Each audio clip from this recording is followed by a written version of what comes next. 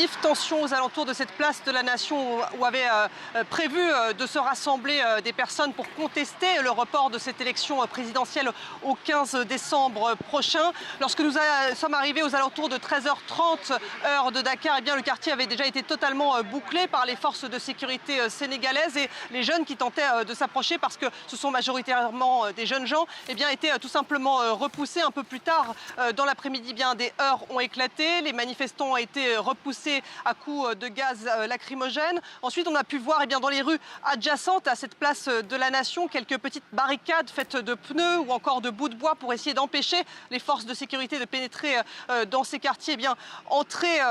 Voilà, les jeunes tentaient de dresser ces barricades. On a vu les forces de sécurité malgré tout entrer. Il y a actuellement des épais panaches de fumée dans les rues de Dakar. Et nous avons pu parler avec un manifestant pour savoir pourquoi il manifestait malgré justement ces interdictions et ces risques de heurts avec les forces de sécurité. Je vous propose de l'écouter.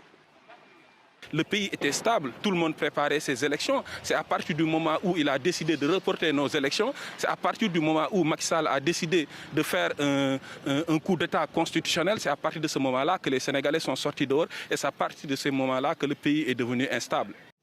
Julie, quelles sont les suites du mouvement ?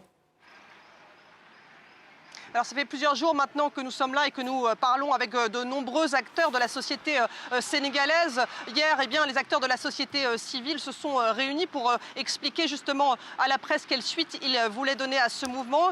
Ils parlaient notamment d'une grande manifestation mardi en espérant que celle-ci soit autorisée et que des heurts n'éclatent pas avec les forces de l'ordre. Ils parlaient également de grève. On a pu voir notamment ce matin des débrayages dans les écoles publiques de Dakar. Ils espèrent que toutes les forces vives de la Nation vont se mobiliser avec toujours cet espoir, c'est ce que nous disent les gens, que les élections puissent être maintenues à leur date initiale, à savoir le 25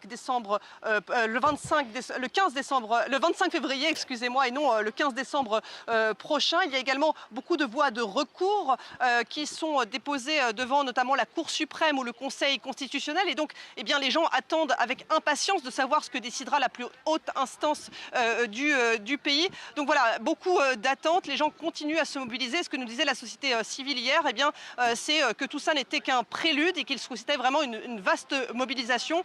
De son côté, le président Macky Sall, lors d'un conseil des ministres qu'il a tenu avant-hier, a indiqué qu'il souhaitait mettre en place un vaste dialogue national.